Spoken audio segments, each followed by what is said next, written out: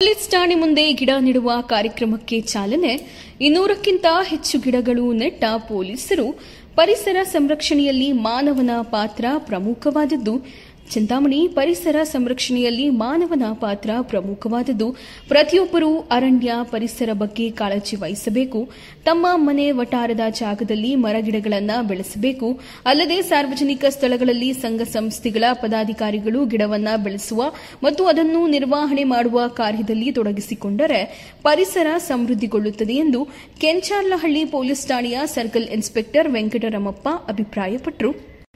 ಇಂದು ತಾಲೂಕಿನ ಕೆಂಚಾರ್ಲಹಳ್ಳಿ ಪೊಲೀಸ್ ಠಾಣೆ ಮುಂಭಾಗ ತಾಲೂಕು ಸೇವಾ ಕಾನೂನು ಸಮಿತಿ ಪೊಲೀಸ್ ಇಲಾಖೆ ಹಾಗೂ ಅರಣ್ಯ ಇಲಾಖೆ ಇವರ ಸಂಯುಕ್ತಾಶ್ರಯದಲ್ಲಿ ಗಿಡ ನೆಡುವ ಕಾರ್ಯಕ್ರಮಕ್ಕೆ ಚಾಲನೆ ನೀಡಿದ ನಂತರ ಮಾತನಾಡಿದ ಅವರು ಮುಂದೊಂದು ದಿನ ನಮ್ಮ ಸುತ್ತಮುತ್ತಲಿನ ಪರಿಸರ ಗಿಡ ಮರಗಳನ್ನು ಸಂರಕ್ಷಣೆ ಮಾಡದೆ ಹೋದರೆ ದೊಡ್ಡ ಗಂಡಾಂತರ ಎದುರಿಸಬೇಕಾಗುತ್ತದೆ ಎಂದ ಅವರು ಇಂದು ಪರಿಸರ ರಕ್ಷಣೆಯನ್ನ ಸಣ್ಣ ಮಕ್ಕಳ ಯಾತಿಯಾಗಿ ಎಲ್ಲರಿಗೂ ಪಾಠ ಕಲಿಸುವಂತ ಕೆಲಸವಾಗುವ ಜೊತೆಗೆ ತರಬೇತಿಯನ್ನು ನೀಡುವಂತಾಗಬೇಕಾಗಿದೆ.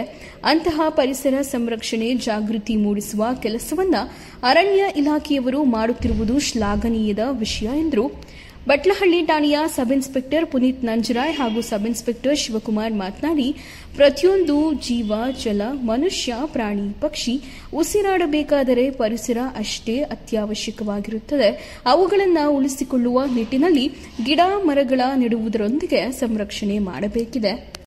ಇಂದಿನಿಂದಲೇ ಪ್ರತಿಯೊಬ್ಬರೂ ತಮ್ಮ ಸುತ್ತಮುತ್ತಲಿನ ಪರಿಸರವನ್ನು ಕಾಪಾಡುವ ಸಂರಕ್ಷಿಸುವ ಪಣ ತೊಡಬೇಕು. ಹೀಗಿದ್ದಾಗ ಮಾತ್ರ ಪರಿಸರ ಉಳಿಸಿಕೊಳ್ಳಲು ಸಾಧ್ಯವಾಗುತ್ತದೆ ಎಂದರು. ಈ ಸಂದರ್ಭದಲ್ಲಿ ಪೊಲೀಸ್ ಠಾಣಾ ಆವರಣದಲ್ಲಿ ಸುಮಾರು 200ಕ್ಕಿಂತ ಹೆಚ್ಚು ಗಿಡಗಳನ್ನು ನೆಟ್ಟು ಪೊಲೀಸರು ಸಹ ಪರಿಸರ ಪ್ರೇಮಿಯಾಗಿದ್ದಾರೆ ಎಂದು ಸಾಬೀತುಪಡಿಸಿದರು. ಕಾರ್ಯಕ್ರಮದಲ್ಲಿ ಸ್ಥಳೀಯ ಗ್ರಾಮ ಪಂಚಾಯಿತಿ ಅಭಿವೃದ್ಧಿ ಮಲ್ಲಿಕಾರ್ಜುನ್, ವಕೀಲರ ಸಂಘದ ತಾಲೂಕು ಅಧ್ಯಕ್ಷರು ಸೇರಿದಂತೆ ಅರಣ್ಯ ಇಲಾಖೆಯ ಅಧಿಕಾರಿಗಳು ಸ್ಥಳೀಯರು ಭಾಗವಹಿಸಿದ್ದರು.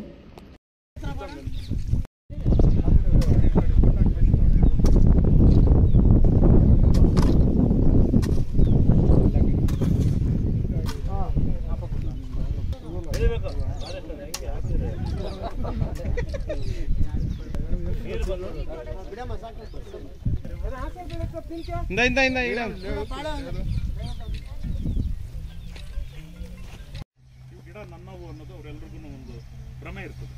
ಹಾಗಾಗಿ ಒಂದು ಗಿಡಕ್ಕೆ 256 ರೂಪಾಯಿ ಕೊಡ್ತಾ ಇದ್ದೀವಿ. ಈಗ 376 ರೂಪಾಯಿ ಆಗಿದೆ. ಒಂದು ಗಿಡ ನೆಟ್ಕೊಂಡ್ರೆ ಜಮೀನು ನಿಮ್ಮದೇ, ಗಿಡ ನಾವು ಕೊಡ್ತೇವೆ. MGNREGA ಯೋಜನೆ ಅಡಿನಲ್ಲಿ ಇವ್ರು ಗಿಡ ಸಪ್ಲೈ ಮಾಡಿರಿ ಅಂತಂದರೆ ಅದು ಪಹಣಿ ಹಾಕಿ ಅಥವಾ ನೇರವಾಗಿ ತಾವೇ ಹೋಗಿ ಕೇಳಿದ್ರು ಕೂಡ ಗಿಡ ಕೊಡ್ತಾರೆ. ನೀವು ಗಿಡ ತಗೊಂಬಂದು ನಮಗೆ ಗಿಡದ ಬಗ್ಗೆ ಒಂದು ಅಸ್ಮಿತೆ ಇರಬೇಕು, ನಮಗೆ ಗಿಡದ ಬಗ್ಗೆ ಒಂದು ಪ್ರೀತಿ ಇರಬೇಕು. ಇದು ನಾನು ಮಾಡ್ತೀನಿ ಅನ್ನೋ ತೀರ್ಮಾನ ಇದ್ದಾಗ ಮಾತ್ರ ಗಿಡ ಉಳಿಲಿಕ್ಕೆ ಸಾಧ್ಯ, ಗಿಡ ಬೆಳಿಲಿಕ್ಕೆ ಸಾಧ್ಯ.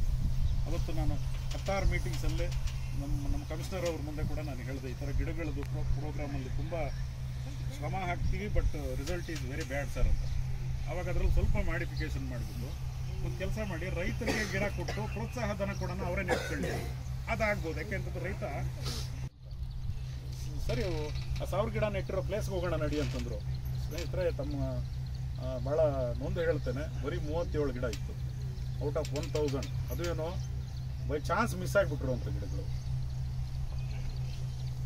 ಯಾವುದು ನಮ್ಮ ಪುಣ್ಯ ಏನಕ್ಕೆ ಅಂತಂದರೆ ನಾವು ನಮ್ಮ ದೃಷ್ಟಿಕೋನ ಅಲ್ಲದೇ ಒಂದು ಫಾರೆಸ್ಟ್ ಡಿಪಾರ್ಟ್ಮೆಂಟಿಂದಲೂ ಯಾವ ರೀತಿ ಒಂದು ದೃಷ್ಟಿಕೋನದಿಂದ ನೋಡ್ಬೋದು, PDOದವ್ರು ಯಾವ ರೀತಿ ಅವರ ಒಂದು ದೃಷ್ಟಿಕೋನದಲ್ಲಿರ್ಬೋದು, ಮತ್ತು ನಮ್ಮ ವಕೀಲರ ಸಂಘದಿಂದ ಯಾವ ರೀತಿ ನಾವು ಪ್ರತಿಯೊಬ್ಬರ ದೃಷ್ಟಿಕೋನದಿಂದಲೂ ನಮ್ಮ ಒಂದು ಪರಿಸರ ಸಂರಕ್ಷಣೆ ಬಗ್ಗೆ ನಾವು ಇಲ್ಲಿ ಗಮನ ಹರಿಸ್ಬೋದು. ಆ್ಯಂಡ್ ಮೋರ್ ಓವರ್ ನಾನೇನು ಜಾಸ್ತಿ ಮಾತಾಡೋದಕ್ಕೆ ಹೋಗಲ್ಲ, ಹಾರ್ಡ್ಲಿ 10 ಮಿನಿಟ್ಸ್, ಅದಕ್ಕಿಂತ ಜಾಸ್ತಿ ಹೋಗೋದಿಲ್ಲ. ಇವತ್ತು ಸಿಂಪಲಾಗಿ ತಗೊಬರೋಣ. ಮನೆಯಲ್ಲಿ ಅಪ್ಪ ಅಮ್ಮ ಕಂಡ್ರೆ ಎಷ್ಟು ಚೆನ್ನಾಗಿ ಇಷ್ಟ. ಅಪ್ಪ ಅಮ್ಮನ ಕಂಡ್ರೆ ನಾವು ಇಷ್ಟಪಡ್ತೀವಿ. ಯಾಕೆ ಇಷ್ಟಪಡ್ತೀವಿ? ನಿಮ್ಮನ್ನು ಸಾಕ್ತಾರೆ ಅಂತನಾ? ಹೇಳ್ಬಿಟ್ಟ ಏನಕ್ಕೆ ಇಷ್ಟಪಡ್ತೀವಿ? ಅಮ್ಮ ನಮ್ಮನ್ನೆಲ್ಲ ಸಾಕುವಂಥದ್ದು, ಪಾಲನೆ ಪೋಷಣೆ ಮಾಡುವಂಥದ್ದು ನಮ್ಮ ತಂದೆ ತಾಯಿ. ಈಗ ಸಿಂಪಲಾಗಿ ಹೇಳಬೇಕು ಅಂತಂದರೆ ನಮ್ಮ ತಂದೆ ತಾಯಿಗಳು ಯಾರು ಅಂತ ಕೇಳಿದ್ರೆ ನಾವೇನು ಹೇಳ್ತೀವಿ? ಹೆಸರು ಹೇಳ್ತೀವಿ. ಅವ್ರ ತಂದೆ ತಾಯಿಗಳು ಯಾರು ಅಂತ ಕೇಳಿದ್ರೆ ನಮ್ಮ ಅಜ್ಜಿ ತಾತನ ಹೆಸರು ಹೇಳ್ತೀವಿ. ಅವ್ರ ತಂದೆ ತಾಯಿಗಳು ಯಾರು ಅಂತ ಕೇಳಿದ್ರೆ ನಾವು ಹೇಳೋಕ್ಕಾಗ್ತದಾ? ಹೇಳೋಕ್ಕಾಗಲ್ಲ. ಬಟ್ ಆದರೆ ಗೊತ್ತಾದರೆ ನಮ್ಮೆಲ್ರಿಗೂ ಒಂದು ತಾಯಿ ಅಂತ ಇದ್ದರೆ ಅದು ಭೂಮಿ ತಾಯಿನೇ ಇರ್ತಕ್ಕಂಥದ್ದು. ಭೂಮಿ ತಾಯಿ ನಮ್ಮ ತಂದೆ ತಾಯಿಗೂ ನಮಗೂ ಇರ್ತಕ್ಕಂಥದ್ದು ಭೂಮಿ ತಾಯಿ. ಹಾಗೆ ನಮ್ಮೆಲ್ಲರೂ ಪಾಲನೆ ಪೋಷಣೆ ಮಾಡ್ತಾ ಇರ್ತಕ್ಕಂಥದ್ದು ಬಂದ್ಬಿಟ್ಟು ಮರಗಳಾಗಿರ್ಬೋದು, ಗಿಡಗಳಾಗಿರ್ಬೋದು, ಮತ್ತು ಇಲ್ಲಿ ಇರ್ತಕ್ಕಂತಹ ಡಿಫ್ರೆಂಟ್ ಸ್ಪೀಷೀಸ್ಗಳಾಗಿರ್ಬೋದು. ಇನ್ನೊಂದು ಸಿಂಪಲ್ ಆಗಿ ಅರ್ಥ ಮಾಡ್ಕೊಳ್ಳೋಣ. ಏನಪ್ಪ ಅಂತಂದರೆ ನಾವು ನೀವು ಮನುಷ್ಯರು ಅಂತ ಅಂದ್ಬಿಟ್ಟು ನಾವೇನು ಮಾಡ್ತೀವಿ? ಫ್ರೆಂಡ್ಸ್ ಮಾಡ್ಕೋತೀವಿ. ಕೇಳಿಸ್ತಾ ಇದೆಯಾ? ಏನ್ ಮಾಡ್ಕೋತೀವಿ ನಾವು ನೀವು ಮನುಷ್ಯ ಅಂದ್ಬಿಟ್ಟು ಫ್ರೆಂಡ್ಸ್ ಮಾಡ್ಕೋತೀವಿ, ಬ್ರದರ್ಸ್ ಅಂತ ಹೇಳ್ತೀವಿ, ಸಿಸ್ಟರ್ಸ್ ಅಂತ ಫೀಲ್ ಮಾಡ್ತೀವಿ. ಬಟ್ ಹೈಲಿ ಅನ್ಫಾರ್ಚುನೇಟ್, ಪ್ರತಿಯೊಂದು ಪ್ರಾಣಿನೂ ಸಹ ನಮಗೆ ಒಂಥರ ಸಹೋದರ ಬಾಂಧವ್ಯದಿಂದನೇ ನಾವು ನೋಡಬೇಕಾಗಿದೆ. ಬಟ್ ಹೈಲಿ ಅನ್ಫಾರ್ಚುನೇಟ್, ಕೆಲವು ಪ್ರಾಣಿಗಳನ್ನ ನಾವು ಅನ್ಅವಾಯ್ಡಬಲ್ ಸರ್ಕಮ್ಸ್ಟೆನ್ಸಸ್ ಇಂದ ಕೊಲೆಗಳು ಮಾಡುವಂಥದ್ದು ಆಹಾರ ಒಂದು ಪದ್ಧತಿಯಲ್ಲಿ ನಾವು ಮಾಡ್ಕೊಬಂದಿದ್ವಿ. ಸರ್ ಆಗಲೇ ಹೇಳಿದ್ರು ಏನು ಅಂತಂದರೆ, man is the best species on the earth ಅಂದ್ಬಿಟ್ಟು, ಅಂದರೆ ಜೀಲಿಯಸ್ ಸೂಸರ್ಸ್ದು ಡಿಫ್ರೆಂಟ್ ವರ್ಡ್ ಸೆಂಟೆನ್ಸ್ ಫಾರ್ಮೇಷನಲ್ಲಿ ಅವ್ರು ಹೇಳಿದ್ರು. ಬಟ್ ಹೈಲಿ ಅನ್ಫಾರ್ಚುನೇಟ್ ನಾನೇನು ಫೀಲ್ ಮಾಡ್ತಾ ಇದ್ದೀನಿ ಅಂತಂದರೆ, we are the virus for this planet earth ಅಂತ ಫೀಲ್ ಆಗ್ತದೆ. ಇಡೀ ಒಂದು ಪ್ಲಾನೆಟ್ ಅರ್ತ್ನ ನಾವು ನೋಡಿದ್ರೆ, ಯಾರಾದರೂ ಅರ್ಥನ ಡೆಸ್ಟ್ರಾಯ್ ಮಾಡ್ತಾ ಇದ್ರೆ ಅದು ಹ್ಯೂಮನ್ಸ್ ಬಿಟ್ಟು ಇನ್ಯಾರು ಡೆಸ್ಟ್ರಾಯ್ ಮಾಡ್ತಾರೆ. ಸೀರಿಯಸ್ ಆಗಿ ನೋಡಿ, ಇಲ್ಲೆಲ್ಲರೂ ನೀವು ದೂರದಲ್ಲಿ ಹೋಗಿ ಕಸದ ತೊಟ್ಟಿಗಳಿತ್ತು ಅಂತಂದ್ರೆ ಅದು ಹ್ಯೂಮನ್ಸೇ ಕ್ರಿಯೇಟ್ ಮಾಡಿರ್ಬೇಕು ಹೊರತು ಏನಾದ್ರು ಅನಿಮಲ್ಸ್ ಕ್ರಿಯೇಟ್ ಮಾಡುತ್ತಾ? ಅರ್ಥ ಆಗ್ತಿದೆ ಅಲ್ವಾ ಹೇಳ್ತಾ ಇರೋದು? ಹಾಗೇನೆ ಪ್ರಾಣಿಗಳೆಲ್ಲರೂ ಕಸದ ತೊಟ್ಟಿ ಎಲ್ಲರೂ ಕ್ರಿಯೇಟ್ ಮಾಡೋದು ನೋಡಿದಿರಾ? ಇಲ್ಲ ಅಲ್ವಾ? ಪ್ರಾಣಿಗಳೆಲ್ಲರೂ ನೀರನ್ನ ಹಾಳು ಮಾಡಿರೋದೆಲ್ಲರೂ ನೋಡಿದಿರಾ? ಇಲ್ಲ ಅಲ್ವಾ? ಹಾಗೇನೆ ವಿ ಆರ್ ದಿ ವೈರಸ್ ಅನ್ನೋ ರೀತಿ ಒಂದು ಅಸಂಪ್ಷನ್ ತಗೋತೀವಿ ಅಂತಂದರೆ, ಇವತ್ತಿಂದ ನಾವು ಒಂದು ಬೆನಿಫಿಷಿಯಲ್ ವೈರಸ್ ಆಗಿರೋಣ, ಒಳ್ಳೆಯ ರೀತಿ ನಾವು ಕೆಲಸ ಮಾಡೋಣ. ಇವತ್ತೇನಾಗ್ತಿದೆ ಅಂತಂದರೆ, ನಾವು ಈ ಸ್ಥಳದಲ್ಲಿ ನಿಂತಿರ್ಬೋದು, ನಮ್ಮ ಜೀವನದಲ್ಲಿ ನಾವು ಈ ಒಂದು ಭೂಮಿನ ಅನುಭವಿಸೋದಕ್ಕೆ, ಪರಿಶುದ್ಧವಾಗಿ ಅನುಭವಿಸೋದಕ್ಕೆ ತುಂಬ ವರ್ಷಗಳು ಕಳ್ಕೊಬಿಟ್ಟಿದ್ದೀವಿ. ಬಟ್ ನೀವಿದ್ದೀರಲ್ಲ, ಈ ಒಂದು ಪರಿಸರದ ಸಂರಕ್ಷಣೆ ಮಾಡೋದಕ್ಕೆ, ಈ ಪರಿಸರನ ಅನುಭವಿಸೋದಕ್ಕೆ ಇವತ್ತು ಜವಾಬ್ದಾರಿ ನಿಮ್ಮ ಕೈಯಲ್ಲಿ ಇದ್ದಾವೆ. ಇವತ್ತಿಂದ ನೀವು ಪರಿಸರ ಸಂರಕ್ಷಣೆ ಬಗ್ಗೆ ತಿಳ್ಕೊಂಡ್ರೆ, ಇವತ್ತಿಂದ ನೀವು ಪರಿಸರ ಸಂರಕ್ಷಣೆ, ಈ ಒಂದು ಭೂಮಿ ಅನ್ನೋದು ನಮ್ಮ ತಾಯಿನೇ, ಈ ಒಂದು ಮರ ಗಿಡಗಳು ಅನ್ನೋದು ನಮ್ಮ ತಾಯಿನೇ, ಈ ಒಂದು ಪ್ರಾಣಿಗಳು ಅನ್ನೋದು ಸಹ ನಮ್ಮ ಸಹೋದರರೇ ಅಂತ ಒಂದು ಭಾವನೆಯಿಂದ ನೀವು ನೋಡ್ತಂದ್ರೆ, ಒಂದು ಹೇಳ್ತಾರೆ ಮೋಸ್ಟ್ ಬ್ಯೂಟಿಫುಲ್ ಲವ್ ಯಾವುದು ಅಂತಂದರೆ ಅನ್ಎಕ್ಸ್ಪ್ಲೈನ್ಡ್ ಲವ್ ಅಂತ ಹೇಳಿ, ಮೋಸ್ಟ್ ಬ್ಯೂಟಿಫುಲ್. ಫಾರ್ ಎಕ್ಸಾಂಪಲ್ ನೀವು ನೋಡಿ, ಎಷ್ಟೋ ಜನ ಏನು ಬೇಕಾದ್ರೆ ಹೇಳ್ಬೋದು, ತಾಯಿ ಪ್ರೀತಿ ಅದು ಇದು ಒಂದು. ಬಟ್ ನೀವು ಒಂದು ನಾಯಿ ಮರಿನ ಪ್ರೀತಿ ಮಾಡ್ತಾ ಇರಬೇಕಾದ್ರೆ ಆ ಒಂದು ಫೀಲೇ ಬೇರೆ ಇರುತ್ತೆ, ಯಾಕೆಂದರೆ ಅದು ಎಕ್ಸ್ಪ್ಲೈನ್ ಮಾಡೋಕ್ಕಾಗಲ್ಲ. ಅದೇ ರೀತಿ ಏನಾಗುತ್ತೆ ಅಂದರೆ, ನೀವು ಈ ಒಂದು ಗಿಡಕ್ಕೆ ನೀರು ಹಾಕಿ ಬೆಳೆಸಿದ್ರೆ ಅದು ಬೆಳೆಯೋ ಖುಷಿನೇ ಬೇರೆ. ಅದ್ರಲ್ಲಿ ಬಿಡ್ತಕ್ಕಂಥ ಒಂದೊಂದು ಹೂವನ್ನು ಸಹ ನೀವೇನು ಮಾಡ್ಬೋದು, ಆ ಫೀಲ್ ಬೇರೆ ಇರ್ತದೆ. And moreover it nature response to you.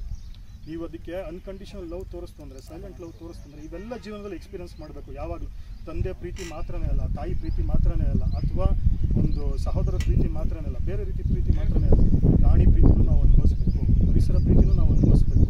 ಹಾಗೆಯೇ ನಮ್ಮ ಒಂದು ಪರಿಶುದ್ಧವಾದಂಥ ನೀರಿನ ಪ್ರೀತಿನೂ ಸಹ ನಾವು ಸವಿಬೇಕು. ಇವನ್ನೆಲ್ಲ ಜೀವನದ ಬಹಳ ಒಂದು ಮುಖ್ಯವಾದ ಅಂಶಗಳು. ಏನಾರ ಹುಡುಗರ ನಮಗೆ ಇದು ಮಾಡಿದ್ದಾರೆ, ಮಾಡಬೇಕು ಅಂತ ಒಂದು ದಿವಸ ಫಿಕ್ಸ್ ಮಾಡಿದ್ದಾರೆ ಅಷ್ಟೇ. ಪರಿಸರ ದಿನಾಚರಣೆ ಅಂದರೆ ಒಂದೇ ದಿವಸ ಮಾಡಿ ಬಿಟ್ಬಿಡೋ ಅಂಥದ್ದಲ್ಲ. ಮಕ್ಕಳು ಇದ್ರ ಬಗ್ಗೆ ತುಂಬ ಇಂಟ್ರೆಸ್ಟ್ ತೋರಿಸ್ಬೇಕು, ಗೊತ್ತಾಯ್ತಾ?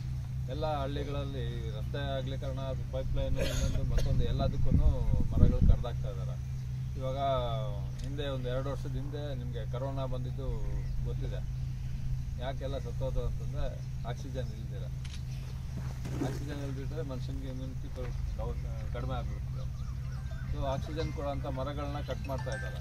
ಅದನ್ನು ಕಡಿಬೇಡಿ ಅಂತೇಳಿ ನೀವೆಲ್ಲ ಸ್ವಲ್ಪ ಇದು ಮಾಡಬೇಕು.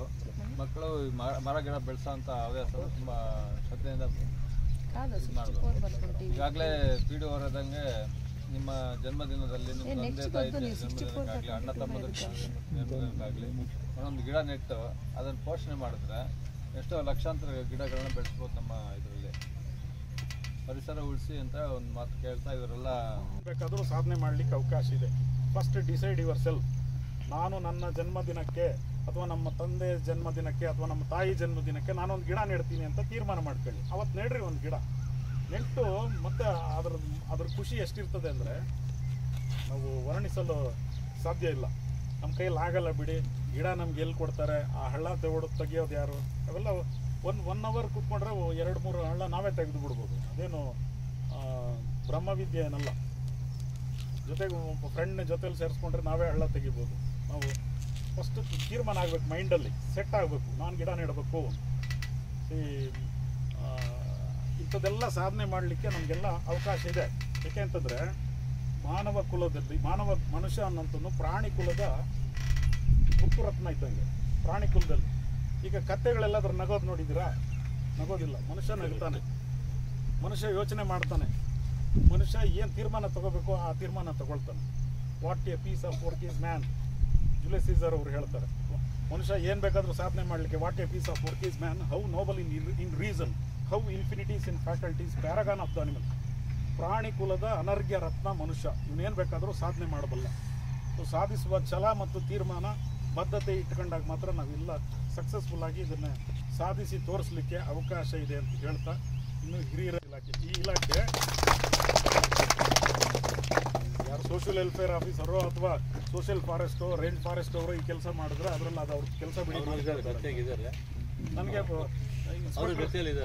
ಇನ್ಸ್ಪೆಕ್ಟರ್ ಸರ್ ಫೋನ್ ಮಾಡ್ಬಿಟ್ಟು ನಾವು ಗಿಡ ನೆಡ್ತೀವಿ ಬನ್ರಿ ಅಂದಾಗ ಖುಷಿ ಆಯ್ತು. ಬನ್ರಿ ಅಂದಾಗ ಏನು ಸರ್ ಪ್ರೋಗ್ರಾಮ್ ನಿಮ್ಮಲ್ಲಿ ಅಂದ್ರೆ ಗಿಡ ನೆಡ್ತೀವಿ ಅಂದಾಗ ನಾನು ಹೇಳಿದ್ದು ಭಾಳ ಖುಷಿ ಆಯ್ತು ಸರ್. ಗಿಡ ನೆಡೋದು ಇದು ನಮ್ಮ ಫಾರೆಸ್ಟ್ ಮರಡು ಕೇಸು ಸರ್.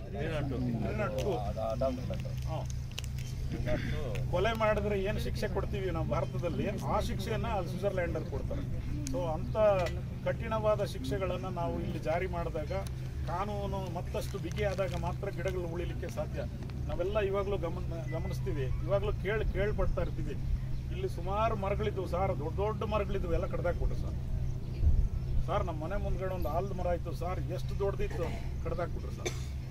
ಸರ್ ಕಡ್ದಾಕಿದ್ದಲ್ಲ, ಮರ ಹೇಳ್ತೇನೆ ನನ್ನನ್ನು ಕಡ್ದಾಕಿ ಅಂತ. ದುಡ್ಡಿನ ಆಸೆಗೋ ಅಥವಾ ಇನ್ಯಾವುದೋ ಮೂಲಕ್ಕೋ ಎಲ್ಲ ಗಿಡಗಳು ಯಾರ್ದೋ ಒಂದು ಮರಗಳಿದ್ದಾವಲ್ಲೇ, 7 ಮರ ಇದ್ದಾವೆ, 7 ಮರಕ್ಕೆ ಎಷ್ಟು ದುಡ್ಡು ಕೊಡ್ತೀರಾ? ಅವನಿಗೆ ಅಷ್ಟು 20,000 30,000 ಕೊಡ್ತಾನೆ, ಆ ಮರ ಕಟ್ ಮಾಡ್ಕೊಂಡು ಹೋಗ್ತಾನೆ. ಇದಕ್ಕೆಲ್ಲ ಬಿಗಿಯಾದ ಕಾನೂನಿನ ಕುಣಿಕೆಗಳು ಬಂದಾಗ ಮಾತ್ರ, ಅವೆಲ್ಲ ಟೈಟ್ ಆದಾಗ ಮಾತ್ರ ಇವೆಲ್ಲ ಉಳಿಲಿಕ್ಕೆ ಸಾಧ್ಯ ಆಗ್ತದೆ. ಹಾಗಾಗಿ ಮತ್ತು ನಾವೆಲ್ಲ ಗಿಡದ ಬಗ್ಗೆ ಏನೋ ವರ್ಷಕ್ಕೊಂದ್ಸಲಿ ನಾವು ಗಿಡ ಒಂದು 4 ನೆಟ್ಬಿಟ್ಟು ಏನೋ ಕರೆದಿದ್ದಾರೆ ಪೊಲೀಸ್ನವರು ಅಂತ ಭಾಳ. ಆಮೇಲೆ ಇನ್ನೊಂದು ವಿಶೇಷವಾಗಿ ಪೊಲೀಸ್ ಅವ್ರಿಗೆ ಗಿಡ ನೆಡ್ತಿದ್ದಾರೆ ಅಂದರೆ ಭಾಳ ಖುಷಿ. ಯಾಕೆಂದರೆ ಪೊಲೀಸ್ ಅಂದರೆ ಎಲ್ಲರಿಗೂ ಹೆದರ್ಕೊಳ್ಳೋಂಥ ಒಂದು ಕಾಲ ಇತ್ತು. ಅಯ್ಯೋ ಅವ್ರ ಸವಾಸ ಯಾಕಪ್ಪ ಅಂತೇಳಿ. ಇವತ್ತು ಹಂಗಿಲ್ಲ, ಪೊಲೀಸರೇ ಸಮಾಜವನ್ನು ಉಳಿಸಿ ಬೆಳೆಸೋವಂಥ ಕೆಲಸ. ಸಾವಿರಾರು ಗಿಡಗಳು ಇವತ್ತು ಬದುಕಿದ್ದಾವೆ. ಸಾವಿರಾರು ಹೇಳಿದ್ರು ಮಹಾಗನಿ ಅಂತೇಳಿ. ನಮ್ಮ ರಂಗನಾಥ್ ಅಂತ ಒಬ್ಬರು ರೈತರಿದ್ದಾರೆ, ಅವರು 500 ಗಿಡ ಹಾಕಿದ್ದಾರೆ. 500 ಗಿಡನೂ ಬದುಕಿದೆ, ಒಂದು ಗಿಡನೂ ಒಣಗಿಲ್ಲ ಸರ್. ಯಾಕೆ ಅಂತಂದರೆ ಅದು ಅವ್ರದ್ದು ಜಮೀನು. ನಾನೆಲ್ಲ ಸರ್ಕಾರದಿಂದ ಕೆರೆ ಹತ್ರ ನೆಟ್ಟರೆ ಅದು ದಾರಿಲಿ ಹೋಗೋನು ಸುಮ್ಮನೆ ನೋಡೋಣ ಇದು ಲೂಸ್ ಇದೆಯಾ, ಹಾರ್ಡ್ ಸಾಯಿಲ್ ಇದೆಯಾ ಅಂತ ಹಿಂಗೆ ಕಿತ್ಬಿಟ್ಟು ಲೂಸ್ ಐತಪ್ಪ ಅಂತ ಅಲ್ಲಿ ಬಿಸಾಕಿ ಹೋಗ್ತಾರೆ. ಯಾಕೆ ಅಂತಂದ್ರೆ ಯಾರ್ದು ಹಿಂಗಾಗಿ. ಎರಡನೇದಾಗಿ ಲಾಸ್ಟು ಈ ಗಿಡ ನೆಡೋ ಕಾರ್ಯಕ್ರಮ, ವರ್ಲ್ಡ್ ಎನ್ವಿರಾನ್ಮೆಂಟ್ ಡೇ ದಿವಸ ನಮಗೆ ಸರ್ಕಾರದಿಂದ ಒಂದು ಅವತ್ತು ಈವ್ನಿಂಗ್ ಕಾರ್ಯಕ್ರಮ ಮಾಡಬೇಕು. ಬೆಳಗ್ಗೆಗೆ ನೀವೆಲ್ಲ ಗಿಡ ನೆಡಬೇಕು, ಇಂಥ ಗಿಡ ಇಂಥ ನರ್ಸರಿಲಿ ಸಿಗ್ತದೆ, ಹೋಗಿ ತೊಗೊಂಡು ಬನ್ನಿ, ಆ ನರ್ಸರಿಲಿ ತೊಗೊಂಡ್ಬಂದಿದ್ದ ಗಿಡಗಳನ್ನು ಇಂಥ ಕಡೆ ನೆಡ್ರಿ ಅಂತ ಸಂಜೆ 6 ಗಂಟೆಯಲ್ಲಿ ಮೆಸೇಜ್ ಹಾಕಿದ್ರು. ಅಷ್ಟೊತ್ತಿಗೆ ಎಲ್ಲಿ ಫೀಲ್ಡ್ ಇದೆ ಅಂತ ತಿಳ್ಕೊಂಡು ಅಲ್ಲಿ ಒಂದು 20 ಹಳ್ಳ ತೆಗೆಸಿ ರೆಡಿ ಇಟ್ಕೊಂಡು ಬೆಳಗ್ಗೆ ಗಿಡಕ್ಕೆ ಅಂತ ಹೋದಾಗ ನನಗೆ ಸರ್ ಅವ್ರ ನಂಬರ್ ಇಸ್ಕೊಂಡು ಮಾತಾಡಿದೆ, ಬಾಲಚಂದ್ರ ಸರ್ ಅವ್ರಿಗೆ ನಾನು ಮಾತಾಡಿದೆ. ಅಲ್ಲಿ ನಮ್ಮ ವೆಹಿಕಲ್ ಹೋಗಿದೆ ಸರ್, ಅಲ್ಲಿ ಗಿಡ ಕೊಡ್ತಿಲ್ಲ ಇಂಥ ಪರ್ಪಸ್ಗೆ ಅಂತೇಳಿ ನಾನು ಲೆಟ್ರ್ ಬರೆದು ಕಳಿಸಿದ್ದೆ ಇವರು ನರ್ಸರಿಗೆ. ಗಿಡ ಕೊಡಲಿಲ್ಲ ಅಲ್ಲಿ. ಶ್ರೀನಿವಾಸ ರೆಡ್ಡಿನೋ ಚೌಡ್ರೆಡ್ಡಿ ಅಂತ ಯಾರು, ಶಿವಾರೆಡ್ಡಿ ಅಂತ ಯಾರು, ಅವರು ಗಿಡ ಕೊಡೋದಿಲ್ಲ ಸರ್, ನಮ್ಮ RFO ಅವ್ರು ಹೇಳಿದ್ರೆ ಮಾತ್ರ ಕೊಡ್ತೀವಿ ಅಂತಂದ್ರು. ಮತ್ತು ಇವ್ರಿಗೆ ಫೋನ್ ಮಾಡಿದ್ರೆ ತಕ್ಷಣ ಸ್ಪಂದಿಸ್ಬಿಟ್ಟು ಇವ್ರು ಹೇಳಿದ್ರು 10 ಗಿಡ ತೊಗೊಂಡೋಗಿ ಅಂತ. 10 ಗಿಡ ತೊಗೊಂಡೋಗಿದ್ದೀವಿ, 10 ಗಿಡ ನೆಟ್ಟಿದ್ದೀವಿ, ಅದನ್ನೇ ನೀರು ಹಾಕಿ ಉಳಿಸಿದ್ದೀವಿ ಸರ್. ನೀವು ಇನ್ನೂ ನಮ್ಗೆ ಒಂದು 100 ಗಿಡ ಕೊಟ್ಟರೆ ಹೈಸ್ಕೂಲ್ ಕಾಂಪೌಂಡಲ್ಲಿ ನಮ್ಮ ನಿಯರ್ಲಿ 3 acres ಅಷ್ಟು ಲ್ಯಾಂಡ್ ಇದೆ, 100 ಗಿಡನ ಉಳಿಸ್ತೀವಿ. ಮತ್ತು 100 ಗಿಡನ ನೀವು ಎನಿ ಟೈಮ್ ನಾವು ಅದಕ್ಕೆ ಫಂಡಿಂಗ್ ಮಾಡ್ತೀವಿ ಸರ್. ಅದಕ್ಕೆ ಸಿಮೆಂಟ್ ಕಟ್ಟೆ ಕಟ್ಟಿಸಿ ಅದಕ್ಕೆ ನೀರಿನ ವ್ಯವಸ್ಥೆ ಮಾಡಿ, ಪ್ರತಿ ಎಷ್ಟು ಜನ ಮಕ್ಕಳಿದ್ದಾರೆ ಅಷ್ಟು ಜನ ಮಕ್ಕಳಿಗೂ ಒಂದೊಂದು ಗಿಡವನ್ನು ಹ್ಯಾಂಡ್ ಓವರ್ ಮಾಡ್ತೀವಿ.